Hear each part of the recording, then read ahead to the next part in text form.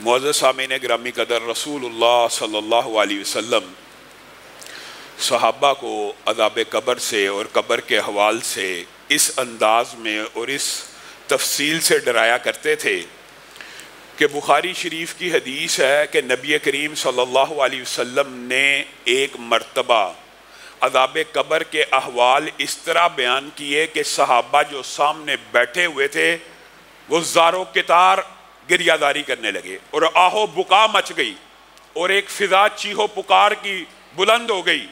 اور حضرت اسماء بیان کرتی ہیں کہ اس چیخو پکار کی وجہ سے مجھے الفاظ صحیح سنائی نہ دیے، لیکن نبی کریم صلی اللہ علیہ وسلم کا یہ جملہ میرے کان سے ٹکرا رہا تھا کہ ان قریب تمہیں قبر کے اندر دجال یا اس کے قریب کے فتنے سے آزمایا جائے گا۔ صحابہ اکرام کی یہ باتیں سن کے چیخیں نکل جایا کرتی تھی، اور صحابہ اکرام جن کے اوپر اللہ رب العزت کی رضامندی کا پروانہ، حشنودگی کا پیغام، جنت کی بشارتیں، بے شمار انعامات، ان کی یہ کیفیت اور حالت رسول اللہ صلی اللہ علیہ وسلم کے بیانات کو سننے کے بعد ہو جایا کرتی تھی۔ اور میں اور آپ آج اس معاشرے میں جی عذاب قبر ہوتا ہی نہیں، یہ برزخ میں عذاب جو ہے یہ جی لاجک، منطق، عقل کے خلاف ہے۔ کیوں جی؟ اس لیے کہ جی حساب کتاب ہوا نہیں، حساب کتاب سے پہلے عذاب کیسے ہو سکتا ہے؟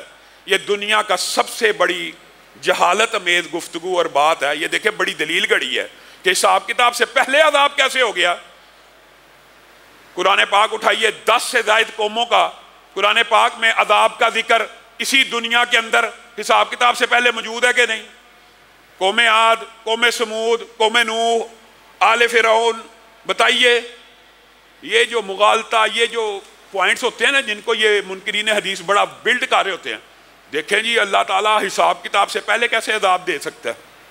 یہ جہالت کی بات ہے۔ ویسے ہی دے سکتا ہے جیسے زندگی میں بھی دے سکتا ہے۔ قرآن پاک کی یہ آیتیں نہیں موجود کہ ہم ان کو عذاب کا مزہ چکھائیں گے تاکہ وہ لوٹ آئیں۔ مومنوں کو بھی دیا جا سکتا ہے، کافروں فاسقوں کو بھی دیا جا سکتا ہے۔ حساب کتاب سے پہلے عذاب دینا اللہ کے لیے ایسے انہوں نے مشکل بنا دیا جیسے معاذ اللہ تعالیٰ علیم نہیں ہے، یا اللہ تعالیٰ کو خبر نہیں ہے کہ میں نے کس کو عذاب دینا ہے، کس کو نہیں تھا دینا۔ پورا کھاتا کھلے گا، اسی کے بعد حساب کتاب ہوگا۔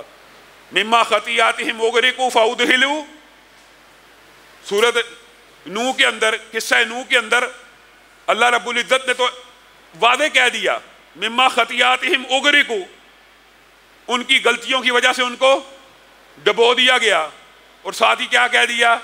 اور آگ میں داخل کر دیا۔ اللہ کہہ رہا ہے اسی وقت کر دیا۔ نبی کریم صلی اللہ علیہ وسلم کی برا بن عازب کی حدیث دیگر کتب کے اندر 3-4 روایات ہیں۔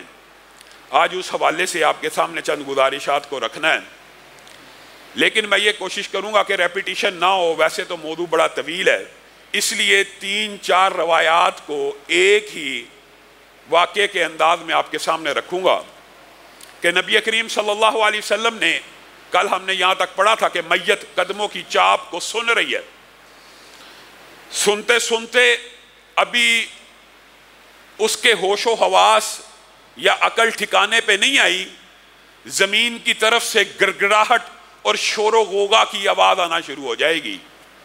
اور نبی کریم صلی اللہ علیہ وسلم جب یہ باتیں بیان کیا کرتے تھے کہ منکر اور نکیر، ساری روایات کا خلاصہ آپ کے سامنے رکھ رہا ہوں، آئیں گے، اور منکر نکیر صرف نام بیان کر کے نبی کریم صلی اللہ علیہ وسلم نے تفصیل کو بیان نہیں کیا، بلکہ نبی کریم نے عذابوں کی ڈیٹیل بھی بتا دی جو وہ چاہتے تھے کہ میں سنا دوں۔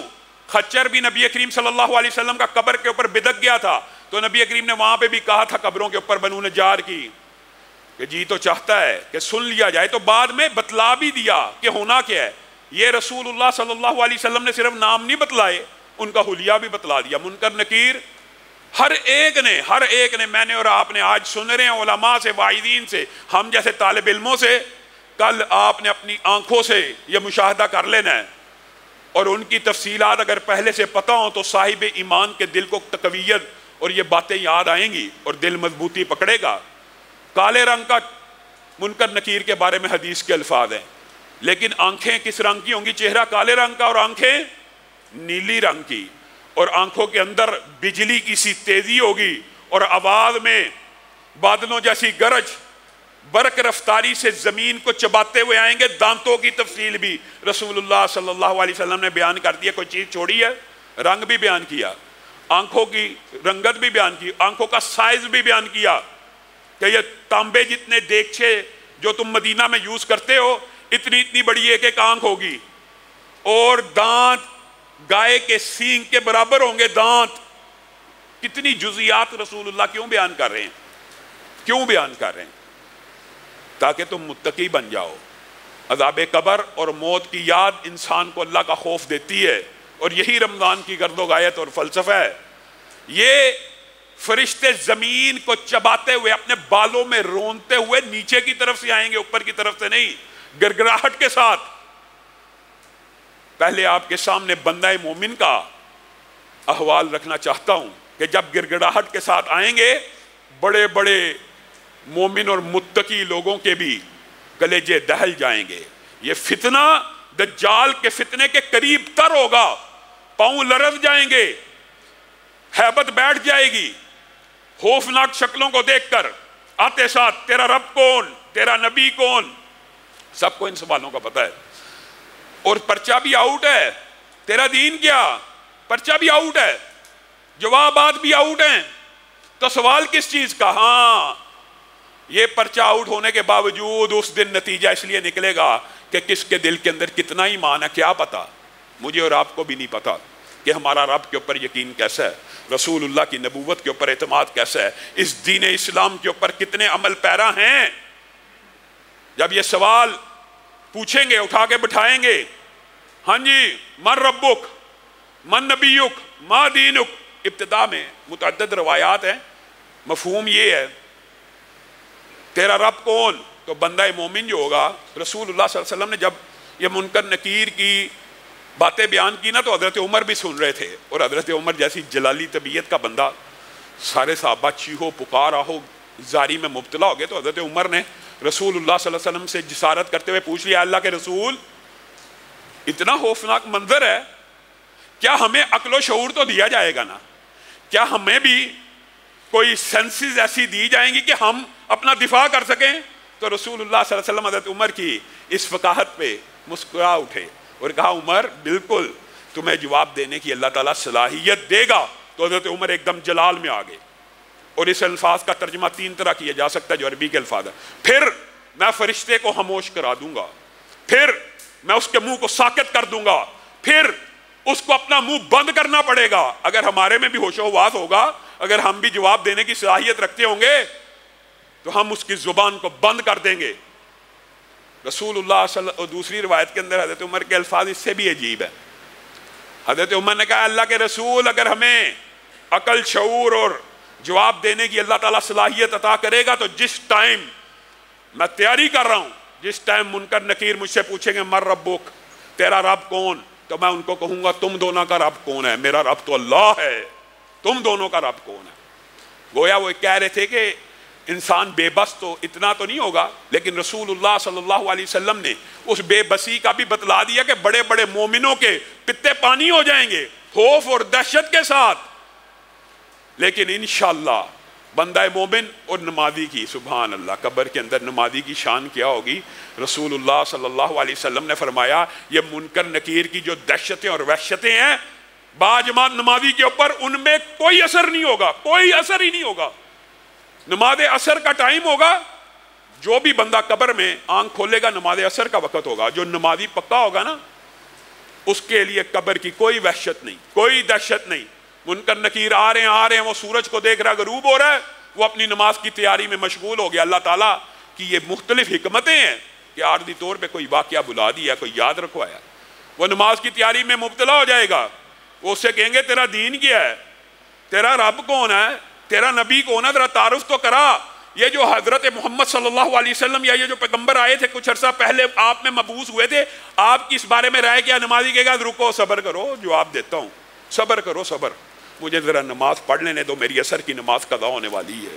وہ کہیں گے آزمائشوں کا موسم تو ختم ہو چکا, ابتلاؤں کا سیزن تو ختم ہو چکا, امتحانوں کا وقت گزر گیا, آپ کو بات سمجھ نہیں آ رہی. ہاں, نمازی کو تب یہ بات سمجھ آ جائے گی کہ اچھا دنیا تبدیل ہو چکی ہے, اچھا یہ معاملہ یہ پھر وہ ان کو اطمینان اور تسلی سے، جو آپ کہتے ہیں نا، جو نماز کے لیے کھڑا ہو گیا، جو نماز کے لیے کھڑا ہو گیا، منکر نکیر بھی اس کا کیا بگاڑ لیں گے؟ اس کو خوشخبری سنائیں گے، نم کا نومت العروس، سو جا، اس طرح سو جا جس طرح پہلی رات کی دلہن سوتی ہے، اور جس کو اس کے دلہے کے علاوہ کوئی اس رات نہیں اٹھاتا، یعنی اس کے محبوب کے علاوہ، اس کی پسندیدہ شخصیت کے علاوہ کوئی نہیں اٹھاتا۔ اور حدیث کے اندر الفاظ ہیں، نعمت پے در پہ ان جوابوں کے بعد اس کے سامنے اس طرح آئیں گی۔ 3 روایات ہیں، تینوں الفاظ موجود ہیں، اور محدثین نے ان تینوں روایات کے اندر، یہ منکرین حدیث کی طرح ہمارا عقیدہ نہیں ہے جی آپس میں اختلاف ہے، ہرگز نہیں۔ حدیث بھی وحی کی ایک قسم ہے جو آپس میں نہیں ٹکراتی۔ ایک حدیث میں جو 60 فٹ اگر ترجمہ کیا جائے 60 بائی 60 کی قبر ہو جائے گی، دوسری حدیث میں کیا آتا ہے 105 بائی 105 کی قبر ہو جائے گی، تیسری حدیث میں کیا آتا ہے حد نگاہ تک قبر پھیل جائے گی۔ یہ تینوں حدیثیں ٹھیک ہیں، تینوں حدیثیں درست ہیں، یہ ہر بندے کے ایمان کے مطابق اس کو سپیس ملے گی۔ کسی کا جو سب سے ادنا درجے کا مومن ہوگا اس کی 60 بائی 60 کی قبر کشادہ ہو جائے گی، اور جو اس سے بہتر درجے کا ہوگا 105 فٹ بائی 5 فٹ کی قبر کشادہ ہو جائے گی۔ اور جو اعلیٰ درجے کے مومن ہوں گے ان کے صرف سونے کے لیے حد نکاح تک قبر کو پھیلا دیا جائے گا۔ پھر فرشتے کہیں گے نعمتیں جو ان سی ملنی ہیں تمہیں ذرا تھوڑا سا نظارہ کرا دیں، نیند اس نیند سے پہلے پہلے، جی جہاں یہ جنت میں تمہارا ٹھکانہ ہے، یہ جنت میں تمہارا مقام ہے، جنت میں اس کو اس کا محل بھی، اس کے گھر بھی اور اس کے مقامات بعد دکھا دیے جائیں گے تاکہ اطمینان، تسلی، تشفی ہو جائے۔ اور پھر جہنم کے اندر بھی ایک نظارہ اس کو دیا جائے گا، اگر بدعمالی کرتے تو یہ جہنم میں تمہارا ٹھکانہ تھا۔ بندہ شکر کرے گا کہ میں ان دردناک عذابوں سے بچ گیا، اللہ تعالی ہمیں ان لوگوں میں شامل فرمائے۔ بندہ شکر کرے گا جب یہ سارا معاملہ ہو جائے گا، سونے سے پہلے پہلے ایک نہایت خوبصورت، ایک نہایت خوشبودار، ایک نہایت پاکیزہ، ایک نہایت معطر شخص اس کے پاس آئے گا۔ وہ کہے گا تو کون ہے؟ تو کون ہے؟ کہا تیرے نیک اعمال ہی تو ہوں، اب تیرے ساتھ ہی تو رہنا ہے۔ تو بندے کے منہ سے جو آخری الفاظ سونے سے پہلے نکلیں گے، ربی اقم الساعہ، ربی اقم الساعہ، اے رب اب قیامت قائم کر دے۔ اب انتظار نہیں ہوتا، اب قیامت قائم کر دے، اب انتظار نہیں ہوتا، اب جلدی کر دے، اب جلدی کر دے، اب جلدی کر دے۔ اس کو میٹھی نیند سلا دیا جائے گا۔ اور مسند احمد ابن حبان اور مستدرک حاکم کی اگر احادیث کو اکٹھا کیا جائے تو بعض مومنین کو اللہ رب العزت یہ درجہ دے گا۔ ہم نے شہیدوں کے بارے میں تو سنا کہ پرندوں کے کالم میں، عرش کے نیچے قندیلوں میں ان کی روحوں کو واپس ٹرانسفر کر دیا جاتا ہے۔ مومنوں کی روحوں کو بالعموم علیین میں رکھ دیا جائے گا اس نیند کے بعد۔ لیکن بعض مومن بھی ایسے ہوں گے کہ جن کو پرندوں کے کالم میں ڈال کے جنت کے اندر چھوڑ دیا جائے گا، جن کی روحوں کو علیین سے بھی اونچا مقام دے دیا جائے گا۔ یہ اللہ تعالیٰ کے مراتب ہیں۔ لیکن یہ جو قبر کے اندر نم کا نومت العروس کی نوید پائے گا، یہ کم از کم اس کی روح کا ٹھکانہ پھر قیامت کے دن تک علیین میں ہوگا، اطمینان سے یہ یہاں پہ سوتا رہے گا، اور اس کو پتہ ہی نہیں لگے گا کہ کتنی دیر میں قیامت آ گئی۔ آخری الفاظ بھی یہی کہہ کے قبر میں سویا ہوگا کہ اللہ تعالیٰ جلد قیامت قائم کر دے۔ اور اگر قیامت سے 20,000 سال، 10,000 سال پہلے بھی سویا ہوگا، قیامت کے دن کے آنے کا اس کو اتنا بھی احساس نہیں ہوگا کہ جیسے ایک لمحہ، ایک سیکنڈ بھی گزرا ہے، ایسے ہی لگے گا کہ ایک سیکنڈ گزرا ہے۔ اور دوسری طرف اللہ رب العزت معاف فرمائے، منکر نکیر آئے، اس کی بھی مختلف سٹیجیں ہیں۔ ایک کا ایمان متزلزل تھا دنیا میں، صحیح، اللہ معاف فرمائے، مسلمانوں کے اندر بھی، ایمان والوں اہل اسلام کے اندر بھی اصل گرفت ان لوگوں کی ہونے والی ہے۔ ایک تو وہ ہیں کہ جن کا رب کے اوپر اعتماد، یقین اور نبوت کے اوپر ایمان، یقین ہے، وہ تو کامیاب ہو گئے۔ لیکن جو شک میرے ہے نماز پڑھنی چاہیے لیکن نہ پڑھنے سے بھی بندہ گزارا ہو جاتا ہے، یہ شک میں مبتلا لوگ اس قبر کے فتنے میں صحیح مبتلا ہوں گے، کیونکہ الفاظ حدیث کے اس بات کے اوپر دلالت کرتے ہیں۔ منکر نکیر جب پہلا سوال پوچھیں گے تمہارا رب کون؟ رب تو جو لوگ کہتے تھے ہم بھی وہی مانتے تھے۔ حدیث کے الفاظ ہیں، شک و شبے کے اندر पड़े हुए जवाब देंगे। झूठ बोलते हो, इस हस्ती के बारे में तुम्हारा क्या अकीदा जो मबूस की गई, जो भेजी गई थी? जो लोग कहते थे हम भी इनके बारे में यही कहते थे, यानी आधा यकीन था, कुछ हदीसें मान ली, कुछ ना मानी, कुछ आयात के ऊपर ईमान लाए, बाकियों को छोड़ दिया, इस्लाम में पूरे दाखिल ना हुए। वो इस फितने के अंदर, इस घबराहट के अंदर ऐसा शिकार होंगे, पहले उनकी शक्लें देख के, हैबत देख के उनको कोई जवाब ही नहीं बन पाएगा। हालांकि पता होगा, अल्लाह को जानते होंगे, नबूवत के, नबी करीम सल्लल्लाहु अलैहि वसल्लम का तारुफ मौजूद होगा, लेकिन जवाब देने की सलाहियत मौजूद नहीं होगी, कपकपा रहे होंगे, कपकपा रहे होंगे। और इन लोगों के लिए असल में वईदें हैं, और अल्लाह रब्बुल इज़्ज़त हमें इन लोगों में शामिल ना करे। और दूसरे तो सीधे काफिर होंगे ना, जो मुनकर हैं, जो सीधे सीधे ही जो कहेंगे तेरा रब को हमें नहीं पता, नबी को हमें नहीं पता, दीन क्या हमें तो पता ही नहीं था, ये क्या बातें हैं, इन चीज़ों का तो हमें इदराक और शऊर ही नहीं था, ये क्या बातें हैं। तो फिर पहला अज़ाब, अल्लाह माफ़ फरमाए, पहला उनको उनकी जहन्नुम का ठिकाना दिखाया जाएगा कि ये तुम्हारे लिए, उनकी तकलीफ में इजाफा करने के लिए, हमेशा हमेशा के लिए इसमें तुमने जलना है, और अगर तुम नेक अमाल करते होते तो तुम्हारा जन्नत में ये ठिकाना होता है। इनको भी दिखा दिया जाएगा। दूसरा अज़ाब, सबसे पहले जो ऑटोमेशन का सिस्टम पहले आपके सामने रखा, सबसे पहले इनके ऊपर वही लागू होगा। कब्र इनको आपस में एक साइड का हिस्सा दूसरी साइड का, जो मोमिन के लिए कुशादा होगी, कम से कम 60 फुट 105 फुट हद्दे निगाह तक, यहाँ पे कुशादा होने की बजाय तंग होना शुरू हो जाएगी। तंग होते होते होते होते हदीस के अल्फाज हैं, दोनों जहतें आपस में मिल जाएंगी और पूरे का पूरा इंसानी बदन उन चंद मिलीमीटर के अंदर फैल जाएगा। फिर कुशादा की जाएगी, फिर जिस्म तंदुरुस्त हो जाएगा। और ये एक अजाब नहीं है, अजाब कब्र के अंदर मुतअद्दिद हैं जो पेश आने ही आने हैं। यही अजाब सुन के सहाबा ज़ारो कितार रो रहे हैं। दूसरा अजाब, अच्छा, एक अंधा और बहरा, अंधा और बहरा हदीस के अल्फाज है, फरिश्ता इनके ऊपर मुसल्लत किया जाएगा जिसके हाथ में गुरज होगा, और वो गुरज हदीस के अल्फाज हैं, अगर किसी पहाड़ के ऊपर वो मारे फरिश्ता तो पहाड़ रेजा रेजा हो जाए, मट्टी बन जाए, तुराब की शक्ल इख्तियार कर ले। इसके माथे के ऊपर, दोनों कानों के दरमियान इसको बिठाकर इसके माथे के ऊपर इस गुर्ज को जब लगाया जाएगा, अगर पहाड़ मट्टी मट्टी हो जाएगा तो बंदा मट्टी मट्टी नहीं होगा। हदीस के अल्फाज हैं कि रेजा रेजा होकर बिखर जाएगा, हर उज़्व झड़ जाएगा, जिस्म के तार तार बिखर जाएंगे, फिर सीधा कर दिया जाएगा, फिर मारा जाएगा, फिर सीधा कर दिया जाएगा। ये अज़ाब भी क़यामत तक होता चला जाएगा। कब्र के दबोचने का अज़ाब भी क़यामत तक होता चला जाएगा। क्या दो हैं? नहीं। नबी करीम सल्लल्लाहु अलैहि वसल्लम ने इरशाद फरमाया, फिर इन्हीं अज़ाबों में मजीद अज़ाब ऐड किया जाएगा, अज़दहों का और बिच्छुओं का। आप जो कब्रिस्तान में अज़दे और बिच्छू देखते हैं, शायद उन्हीं की मुमासलत से रसूलुल्लाह सल्लल्लाहु अलैहि वसल्लम ने लोगों को समझाने के लिए ये बात भी बयान की कि ये कब्रिस्तानों में तुम्हें जो नजर आते हैं, ये हकीकत में भी कब्रों के अंदर मौजूद होंगे, लेकिन उनके जो अज़ाब और जहर हैं, इनसे कैसे फ़र्क होंगे? सही हदीस के अल्फाज हैं, एक कब्र के अंदर मुतअद्दिद बिच्छू और सांप होंगे, मुतअद्दिद, एक नहीं। और एक बिच्छू भी अगर उनमें से इंसान को काटेगा कब्र में, तो क़यामत तक उसकी दर्द महसूस करेगा। और अगर उन अज़दहों और बिच्छुओं में से एक भी जमीन के ऊपर आ जाए, एक भी, और सिर्फ क्या करे, सांस ले ले, तो पूरी जमीन जो इतनी किलोमीटर तवील है, उस पूरी जमीन के ऊपर सब्जा ना हो सकेगा। क्या ये देखी जाएगी? कब्र में जाएंगे तो पता लगेगा अज़ाबे कब्र है या नहीं है। कब्र में जाएंगे तो फिर निमट लेंगे। क्या इन अज़ाबों के लिए तैयार बैठे हुए हैं?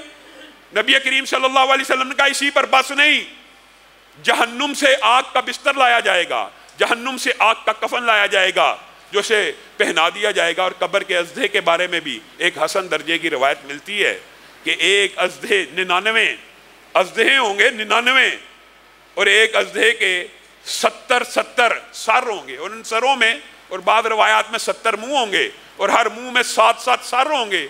यानी इतना खौफनाक और भयानक और इबरत अंगेज मंजर होगा। और ये इन्हीं अज़ाबों का शिकार हो रहा है। ایک نہایت بدی شکل کا بدصورت اور کریہ مخلوق کو دیکھے گا جو نہایت بدبودار ہوگی، دہشت زدہ ہو جائے گا، پہلے ہی عذابوں میں کا شکار ہے۔ تو کون ہے؟ میں تیرے ہی برے اعمال ہوں، میں تیرے ہی برے اعمال ہوں۔ اس وقت یہ بندہ جو آخری الفاظ قبر میں کہے گا ربی لا تقم الساعہ، ربی لا تقم الساعہ، اے اللہ جو عذاب اب یہاں پہ ہو رہے ہیں تو کل قیامت کو قائم نہ کری۔